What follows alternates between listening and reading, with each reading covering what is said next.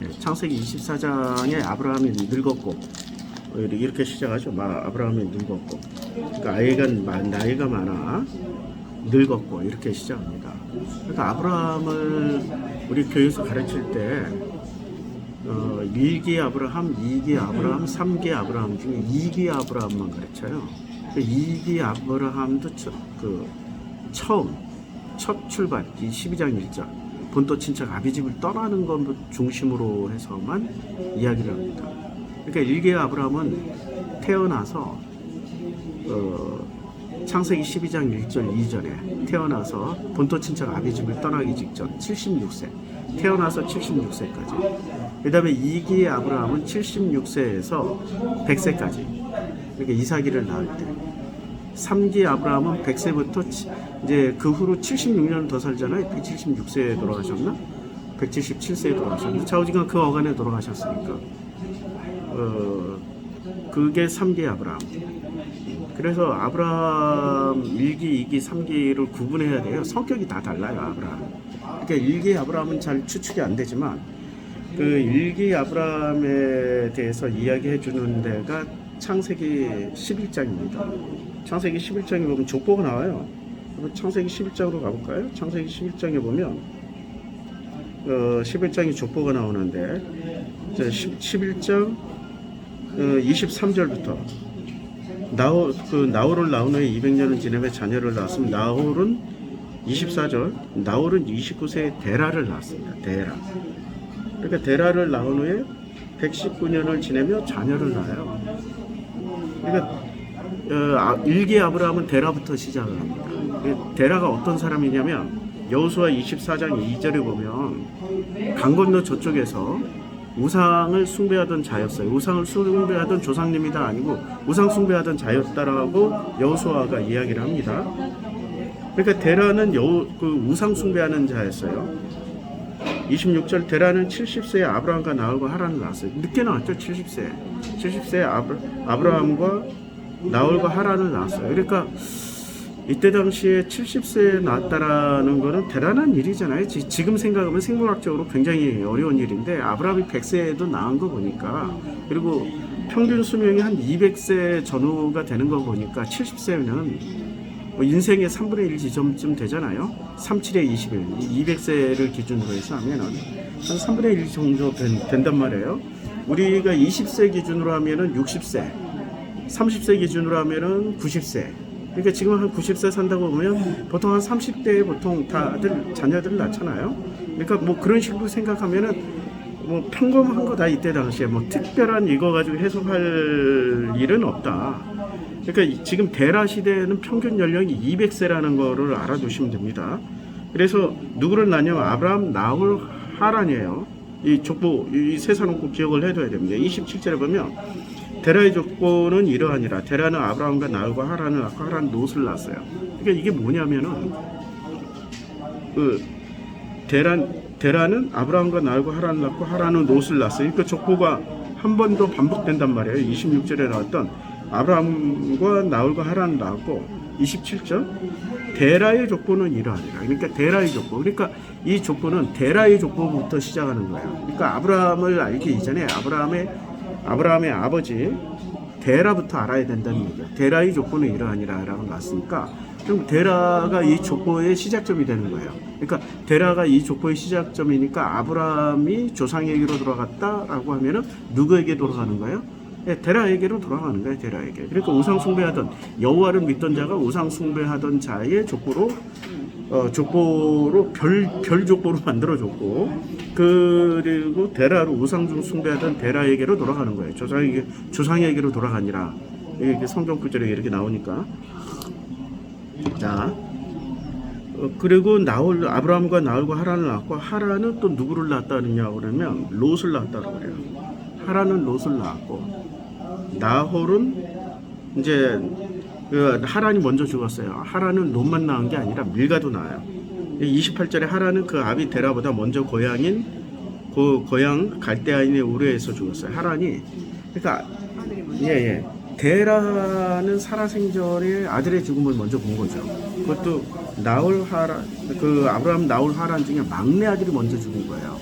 근데 이 막내 아들이 먼저 죽었는데도 불구하고 결혼을 해서 자녀를 많이 낳았어. 그러니까 아브라함과 나홀은 아직 결혼을 했는지 안 했는지 모르겠지만 자식은 아직까지 없었어요. 나홀이 하란이 낳은 밀가랑 결혼한 후에 자녀를 낳았겠죠. 그러니까 밀가랑 결혼하기 전에 아마 하란이 먼저 죽었던 것 같아요. 그러니까 하란이 누구를 낳냐면 롯을 낳았는데 롯이 어렸을 때 죽었던 것 같아요. 그러니까 큰아빠 아니야. 큰아빠가 조카인 롯을 데리고 살다 보니 자식을 안 낳았잖아. 자기 아들처럼 키우는 거야. 그러니까 롯에 대한 애정이 특별해요. 롯은 어디를 가든지 롯을 데리고 다니잖아. 어디를 가든지 롯을 데리고 다니면서 어디를 가든지 간에 이 롯에 대한 애정이 뿜뿜 묻어나요. 그러니까 자식은 안 낳았지만 자기 아들처럼 자기 조카인 롯을 엄청나게 사랑했대. 이게 지금 일기 아브라함의 특징이에요. 그러니까 가족에 대한 애정이 특별했다라고 보면 되는 거죠. 일기 아브라함에서. 그 다음에 29절에 아브라함과 나홀이 장가를 들었어요. 그러니까 그 후에 장가를 든 거예요. 하란이 죽고 난 후에. 그러니까 하란이 훨씬 먼저, 막내인데도 불구하고 훨씬 먼저 결혼해서 훨씬 먼저 자녀들을 낳았어요. 그러니까 이 셋 중에 누가 철이 제일 빨리 들은 겁니까?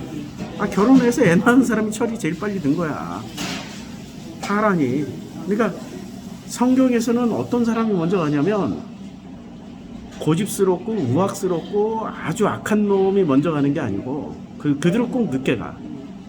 그러니까 가장 인간이 멋지고 신앙심이 좋은 사람들이 꼭 먼저 가요. 자, 바나바와 바울이 싸우잖아요. 바나바는 은퇴하시잖아. 죽지는 않았어도 은퇴를 해버리죠. 성경에서 바나바와 바울이 싸운 이후 헤어지고 난 다음에 바나바는 단 한 번도 언급이 안 됩니다. 단 한 번 등장을 안 해요. 완전히 사라져버려요. 근데 바울 선생님은 끝까지 죽기 직전까지 그 디모데후서 4장에 나오잖아요. 마지막에 자기 안에 열등감이 처리가 안 되니까 누구는 절대로 용서하면 안 돼. 누구는 배신을 했으니까 절대 그들을 용납하면 안 돼. 자기 안에 열등감이 다 처리가 안 된 상태로 간 거예요. 그러니까 바나바처럼 그렇게 싸우고 나면 열등감이 강한 사람 같으면 어떻게 하겠어요? 열등감이 강한 사람 같으면은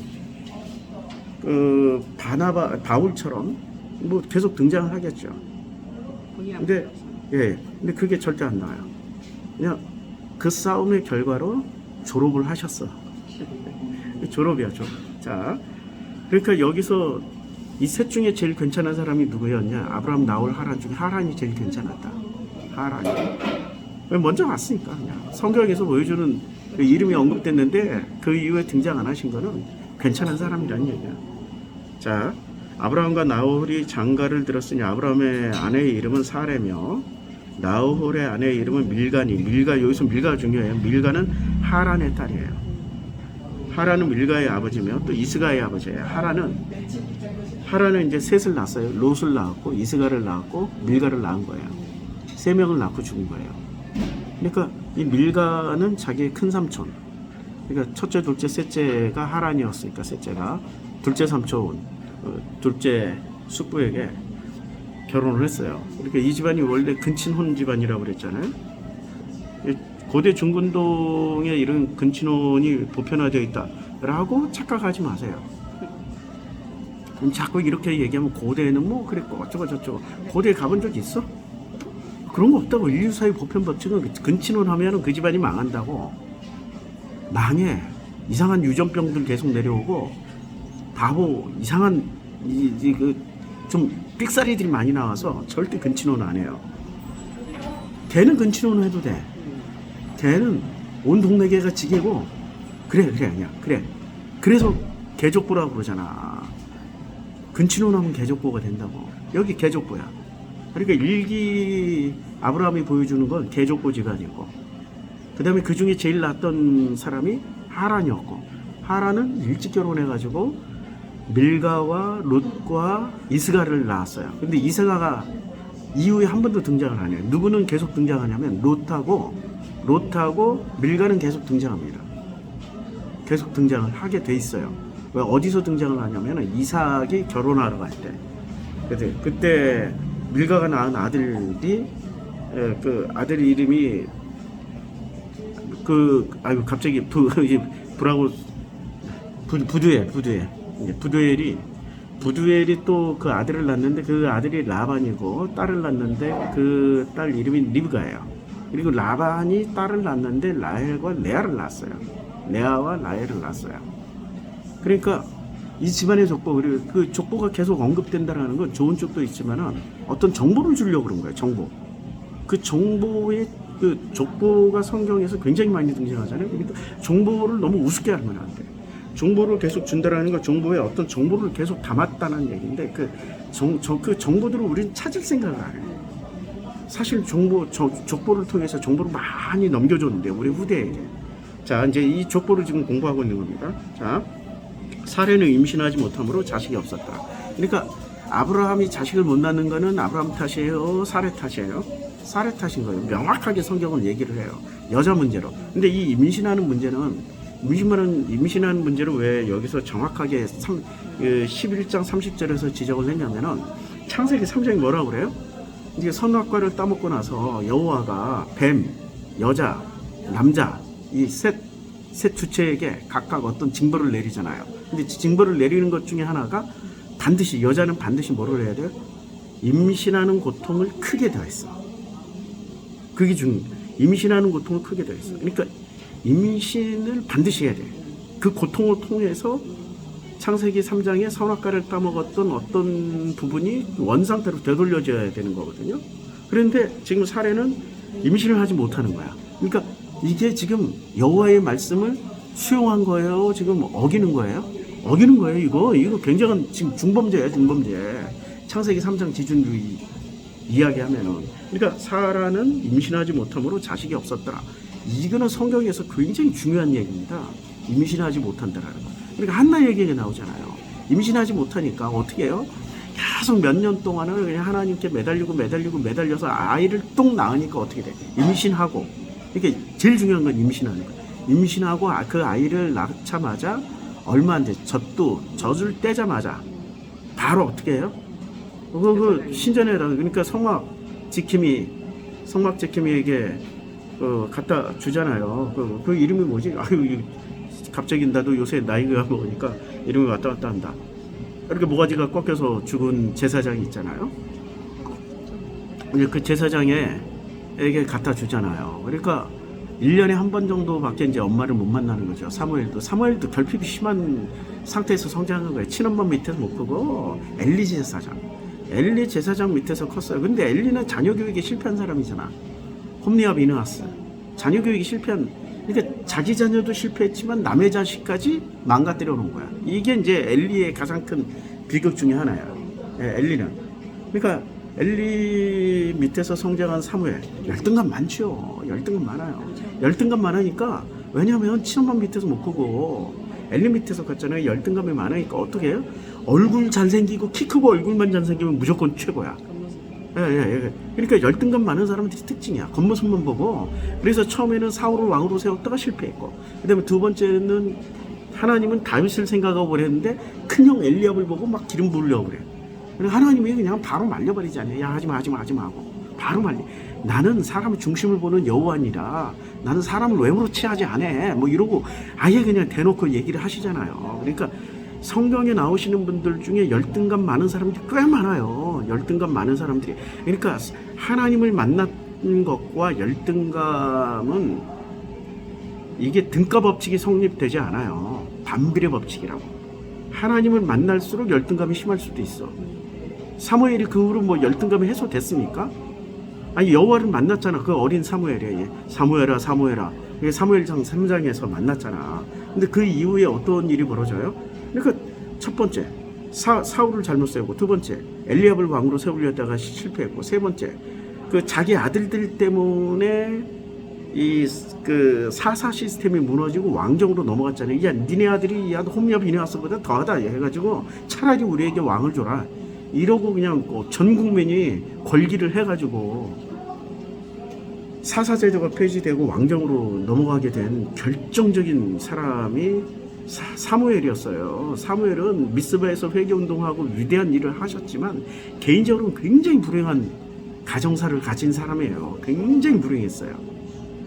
어머니 한나가 너무 신앙심이 투철해가지고 어렸을 때 확 받쳐버림으로 인해서 어렸을 때 충분히 엄마 사랑을 받았어야 열등감이 극복이 되고, 아니 삐아제도 그렇게 얘기하고, 우리 지금 그 아동교육 전문하시는 분들은 최소한 5살까지는 부모가 데리고 키워야 돼, 엄마가 데리고 키워야 되는데 이제 젖을 떼자마자 바로 보냈으니 젖 떼자마자가 6개월 조금 넘어서 아니야. 6개월 조금 넘어서 이유식도 막 젖 떼자마자 이유식 누가 시켰어? 엘리가 시켰지. 엘리 엄마가 시켰겠지. 아니 엘리의 마누라가 시켰겠지. 남의 자식이니까 얼마나 뭐 애정이 있었겠어요. 지 자식한테 무한 애정을 줘가지고 무슨 범죄를 저질러도 다 품었는데 너의 자식이잖아. 오히려 더 원칙적으로 키웠겠지. 그 원칙에 오히려 사랑을 못 받았잖아. 엄마 사랑을 받아야 돼. 그러니까 그 에봇을 엄마가 해다 줬잖아요. 어린 사무엘에게. 근데 그 에봇을 만질 때마다 이게 하나님 사랑이지 엄마 사랑이지, 그래서 하나님 빨리 만났을지 있을지 어떻게 알아. 엄마 사랑이 그리우면 에봇을 입고 하나님 불렀을 거 아니야. 에봇을 입는 순간은 하나님 불러야지. 그래서 하나님을 그 어린 나이에 만났을지 몰라요.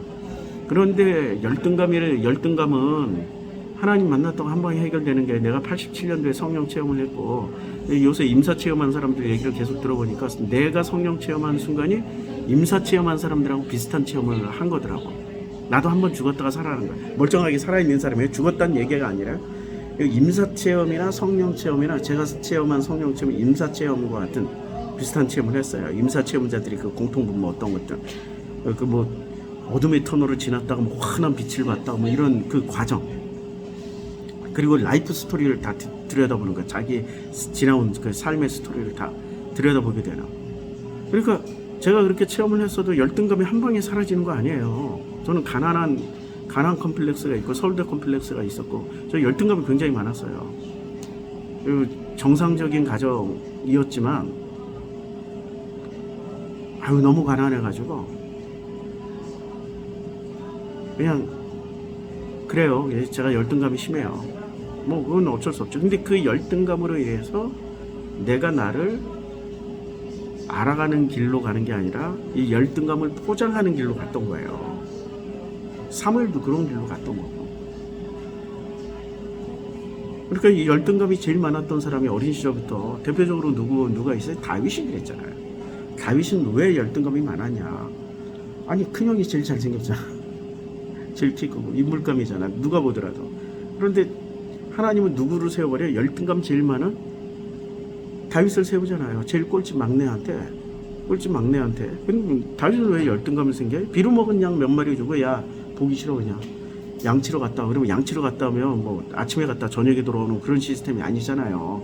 이쪽 지역은 한 번 양을 치려면 풀 따라 다니면서 며칠씩 몇 달씩, 그러고 뺑 돌아와서 풀을 다 먹여가지고 집에 데려오는 거 아니야. 이 동네에 이제 풀이 날 때, 자기 고향에 풀이 날 때쯤에서 자기 고향으로 되돌아오는 거 아니에요. 그런데 그 어린 나이에 10살 전후한 그 나이에 이미 그 양들과 함께 밖으로 내보낸 거 아니야. 보통 부모들 같으면 10살도 안 된 놈을 어떻게 밖으로 내보내요? 그거 불가능한 일입니다. 안 됩니다. 그거 안 돼요. 그러니까 형들 중심으로, 이 이세는 형들 중심으로 자녀 교육을 시켰지 다윗을 중심으로 자녀 교육을 시킨 게 아니에요. 그러니까 다윗은 아버지 사랑을 못 받은 거예요. 형들 사랑도 못 받았어요. 함부로 돼 있어. 그런데 누나들이 조금 잘해준 거야. 그거 어디서 하냐면은 나중에 열왕기상, 그 사무엘 하나 열왕기상을 읽어보면 있잖아요. 사람을 쓸 때, 왕이 됐으니까 사람을 써야 되잖아. 형들의 자녀들을 거의 안 써요. 특히 형 엘리압의 자녀들은 완벽하게 안 씁니다. 완벽하게. 누나들의 자녀들 중에서 데려다가 요직에 써요. 왕이니까. 민주주의 사회 아니잖아. 왕이니까. 만약 형들의 자녀 중에 하나 데려다 쓴 놈이 있어요. 왔다. 다윗의 아들을 홀려가지고 온갖 이상한 짓거리 하게 만드는 놈이 하나 있어. 그러니까 그 형들 집안이 그래. 이세의 교육이 그따위야. 그런 데서 성장을 했기 때문에 다윗의 열등감은 대단해요. 근데 그 열등감이 아둘람 굴에, 그 15년 동안 아둘람 굴을 중심으로 해서 도피 생활하고 전전긍긍할 때 그때 그 열등감을 많이 극복하게 됩니다. 고난이 극복하게 만들어요. 고난이. 근데 사무엘은 고난이라는 게 없었잖아. 마음고생만 할 뿐이지. 사랑을 못 받았을 뿐이지. 먹고 자고 목숨이 위험해서 도피하고 뭐 이런 거는 없었잖아. 그러니까 아브라함은 지금 이제 12장 1절에 본토 친척 아비집을 떠나게 되잖아요. 그러면 일기 아브라함에게는 어떤 이제 그 성장 과정, 76세가 되는 그 성장 과정에 있어서 어떤 열등감이 있었는지, 어떤 문제가 있었는지를 찾아보고, 그리고 그 문제 때문에 본토 친척 아비집을 떠나라고 하나님이 하신 것 같아요. 근데 그걸 극복을 못해요. 이삭을 낳을 때까지. 그리고 이삭을 낳고 나서도 극복을 잘 못해. 근데 이삭을 제물로 바칠 때, 그때부터 이제 서서히 극복하기 시작합니다. 이렇게 2기 아브라함 때부터 변화가 시작되고 3기 아브라함 때 비로소 자기의 인생을 살아요. 이렇게 창세기 24장부터 전혀 다른 아브라함이 등장합니다. 전혀 다른. 여기까지 하고 좀 쉬겠습니다.